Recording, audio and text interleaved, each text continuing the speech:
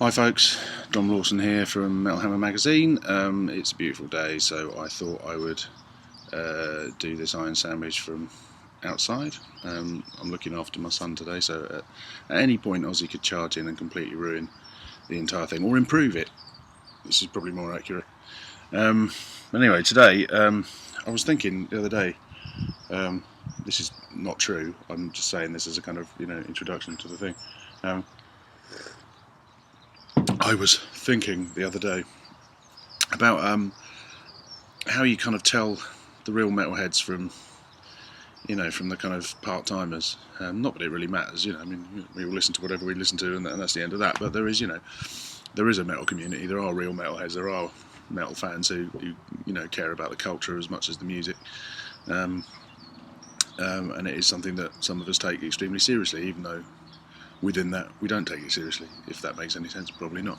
But anyway, but I think one of the defining things is kind of acknowledging the importance of the past, and metal is a necessarily and I guess traditionally atavistic thing, and the stuff that I consider to be real metal is stuff that acknowledges the past to some degree, even if it's in a completely modern and progressive framework, or even if it's music that completely bends the rules. If it contains any kind of element of the original blueprint of heavy metal, then it's heavy metal, But I also think on a more superficial and kind of foolish level that really you can tell the real metalheads because they're the people that actually like metal and then actually like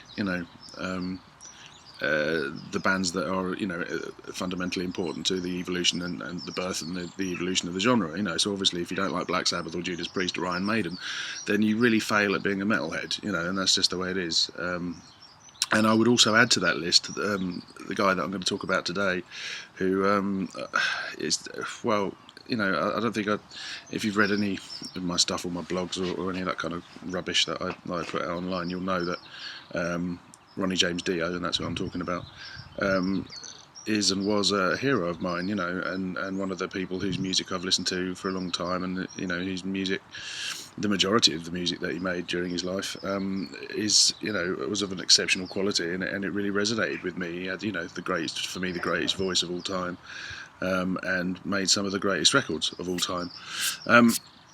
And the staggering thing about Ronnie was that he performed, one of the staggering things, I mean his voice was staggering, was that he sang on no less than three of the greatest of all hard rock and heavy metal classic albums, and not many people can lay claim to something like that, So obviously he sang on Rainbow Rising, which is the ultimate Rainbow record, and just such an influential record on so much that followed of heavy metal and hard rock, and of course he sang on Black Sabbath's Heaven and Hell, which as much as I adore the Ozzy era, is probably the Black Sabbath album I listen to the most.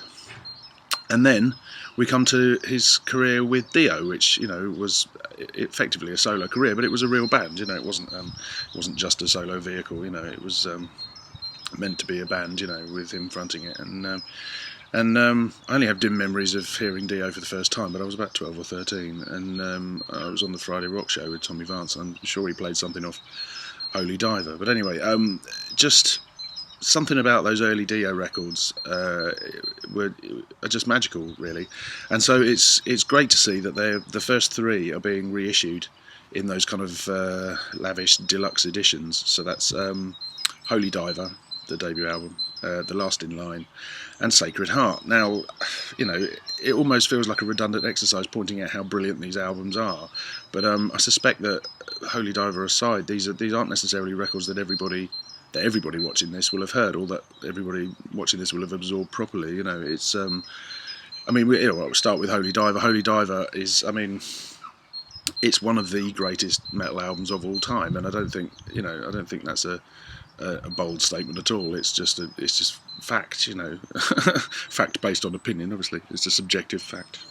Does that make sense? But it's just what a classic debut album it was. Every single song on it is an absolute classic song, and just the whole sound of it. It was one of those records that defined what 80s metal sounded like, and yet it was somehow detached from 80s metal as a specific genre because of Dio's voice, and his lyrics and everything about it was just magical. The cover art is just, it's one of the most iconic album covers in metal history, and it's just one of those albums that if you don't own it, you're doing yourself you're stitching yourself right up, and failing at metal. Just the songs on it, Stand Up and Shout, I remember the one time I interviewed Dave Grohl in person. He said that that the drumming on Stand Up and Shout was one of the things that got him into playing the drums, and it's a fantastic record, fantastic opening track. And then of course Holy Diver, the song that everybody knows. I mean, it's just it's an immortal tune, and just one of those songs that never gets old. I listened to it a million times and it still sounds fresh and it's still exciting and powerful and all those things. Other tracks on the Rainbow in the Dark is brilliant. Don't Talk to Strangers is brilliant. I've got a real soft spot for Caught in the Middle. That's one of my favourites. It's just a melodic tour de force really, and just everything about Holy Diver was right. Much the same way that Heaven and Hell and Rainbow Rising. It's just one of those classic albums that if you've got a serious metal collection and you don't own Holy Diver, then you've got to sort it out, really. As with all three of these releases, it comes now. This deluxe edition comes with a bonus disc, and I'm not going to go into details about what's on these bonus discs, but you can imagine it's unreleased stuff, live tracks, B-sides, alternate versions, all that kind of stuff. If you're a major Dio fan, then obviously you're going to want to hear this stuff. But I think these are worth buying anyway. If you don't already own these albums, then these are the versions to get because you've got a load of like I say, bonus stuff. But I guess the original albums have been remastered or something. I've only heard them on a stream, so it's very hard to determine the sonic quality of these things playing through computer speakers. But anyway, it's just Holy Diver's just it's an immortal work, and one of those records that you never. I have favourite albums that I don't play very often. There's albums that I really rate that I would say would be in my top 20 albums of all time that I probably only listen to once a year. Holy Diver I stick on once a fortnight, and it's kind of it's always a joy to listen to it, But anyway, that almost goes without saying because Holy Diver is such an acknowledged classic. The Last in Line, how do you follow up? I'm going to have a fag. I don't know if I'm allowed to smoke on these things, but I'm going to. How do you follow an album like Holy Diver? Well, the answer is you make one that's nearly as good. And The Last in Line is another. It's a Stone Cold classic album. You can probably see a pattern emerging here.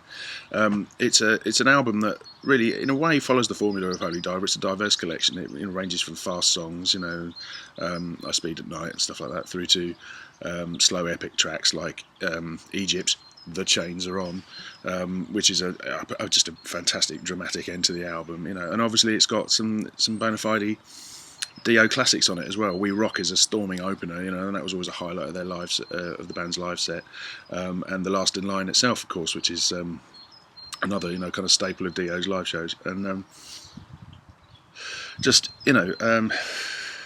heroic heavy metal really, with amazing tunes and glorious vocal performances by your boy Ronnie, and again, it's an underrated record, The Last in Line, I think, another one with a classic album cover, but understandably I suppose overshadowed by Holy Diver, but it's just absolutely essential stuff. And I think the thing was that I understand is that people of a certain generation who kind of grew up in the post-Pantera era probably don't have that same kind of emotional attachment to the traditional metal. I mean, some do, but many younger people, I guess, don't have that attachment to traditional metal that I do, being nearly 40 and having grown up listening to this stuff. But I think you have to be particularly kind of willful to deny the importance of this stuff, to the genre as a whole, and you think all the bands that you like, whether it's, anything that's come after Pantera, any of those bands, the vast majority of them, especially if they're, knocking on 30 or over, will have at some point listened to Iron Maiden and Priest and Dio, and these albums are fundamental to how metal has progressed, even though, you might think if you're listening to, Tesseract or Every Time I Die or something, that, there's no Dio in there, but there is, there is a... It all kind of trickles down, even if it's not a conscious thing. They give you cancer. I don't recommend them. So yeah, so that's The Last in Line. Again, fantastic, and well worth getting in the deluxe edition. Now the third one is, I think, the interesting one is Sacred Heart, which is probably the album out of the first 4 Dio albums that I listened to the least, but it's a fantastic record. it's another classic, really, and it's one of those things. Again, overshadowed by Holy Diver, and then overshadowed by The Last in Line. It seldom gets mentioned as as one of the best Dio records, but actually, you look at the songs, and it's got King of Rock and Roll on it. It's got Rock and Roll Children. It's got Hungry for Heaven. It's just it's another fabulous 80s metal record, and the production on it is a little bit more stylized, I guess. There's a bit more keyboards on it, and I suppose with hindsight, it's a little tinnier than the 2 that went before it, because Sacred Heart came out at that point when stuff like Europe and Bon Jovi and all those kind of bands were starting to emerge, and that production, 80s production, was beginning to get very kind of people were playing with their new toys in the studio, and so things started to sound a little less natural, but Sacred Heart still has that phenomenal energy about it, and just amazing songs, and it's just kind of one of those albums that you kind of go back to and go, actually, you know what, this is very nearly as good as Holy Diver and The Last in Line. It's not far off. And when you think, that it was his third solo album, and that the consistency of quality across his first 4 albums, particularly, is remarkable. I mean, I really, really hope that they put Dream Evil out as the 4th album as a deluxe edition, because actually it's probably my favourite after Holy Diver. It's got some of my favourite Dio songs on it. Probably my all-time favourite Dio song is on Dream Evil, which is All the Fools Sailed Away. It's got Night People on it as well, which is amazing. But anyway, Sacred Heart is just another fantastic kind of must-buy for Dio devotees, and for people that just want to kind of check out his music. If you did wonder what all the fuss was about when he died, and I've got to be honest, that would suggest that absolutely fuck all about heavy music. Then you kind of need to buy Rainbow Rising and Heaven and Hell, and some Dio stuff, particularly Holy Diver, but pretty much any of the albums really, just to see. To hear his phenomenal voice, and to hear why he means so much to us still, and why the fact that Dio Disciples playing at Bloodstock people might think, oh, it's just a tribute band. What's the point in that?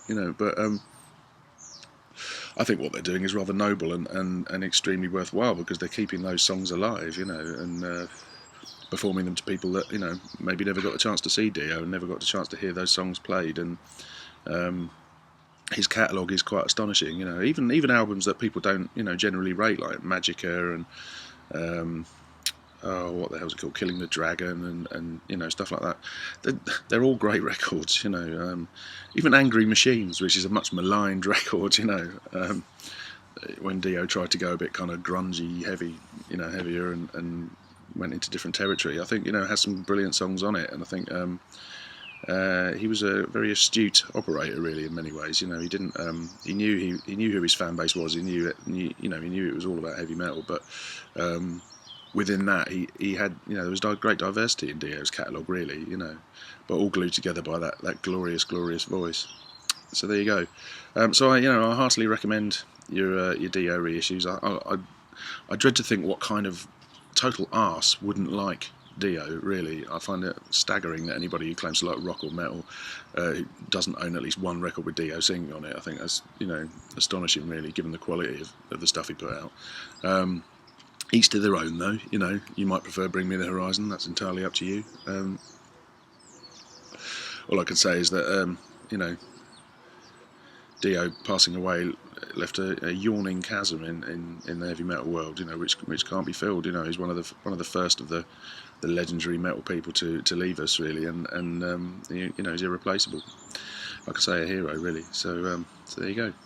So that was me waffling on about Dio. I think due to the fact that I'm still very sad about the fact he's not around, I've not been very funny today. So, well, in fact, I'm never very funny, but sometimes I manage to slip a gag in here and there. But I think I've failed miserably. But anyway, if this encourages anybody to go and check out the Dio reissues, then it's all good, isn't it? I'm going to finish my coffee and my fag, and sit here in the sunshine getting burnt. So thanks for watching me waffle, and Satan bless you all. Cheers. Click the button, Dom. Click the button, Dom. You're ruining the continuity here. It's all going horribly wrong. Oh, there we go. Cheers. See you guys.